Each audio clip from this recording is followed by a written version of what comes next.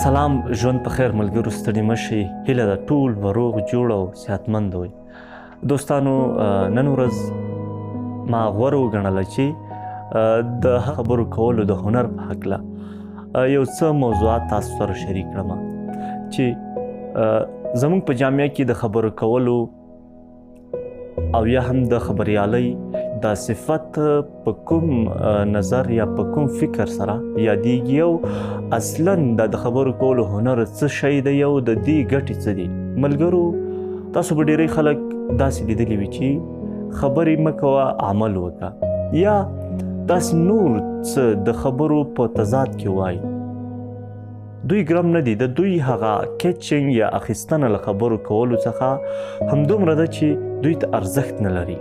لیکن هغه څوک چې د خبرو کولو په ارزښت او قدر پوه شوي دي، هغوی بیا دا هنر په یو بل صفت باندې ستایي.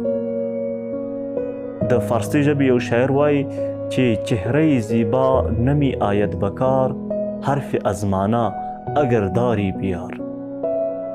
دوی غوره، ښایسته او ګلورینه چهره دا ټیټه ګڼي نسبت هغه چاته چې هغه د معنا او مفهوم څخه ډکه وینا کولی شي.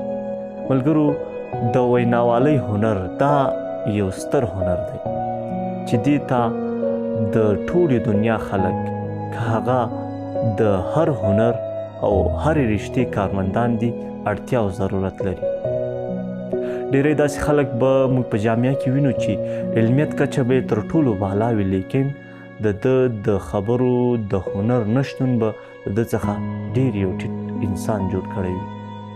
ډېری خلک غواړي په جامعه کې یو ډول بدلون راولي، په خپلې کورنۍ کې د خپلو ملګرو په اخلاقو او د هغوی په کردار کې بدلون راولي. د سره د دې بدلون د راوستلو لپاره منظم پلان او چوکاټ شته، لیکن دی نشي کولی خپل نظر شریک کړي.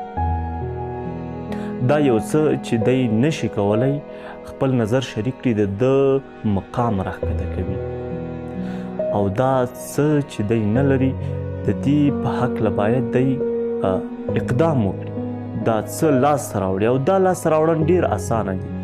خوشبختي زیری دا دی چې دا اکتسابي عمل دی.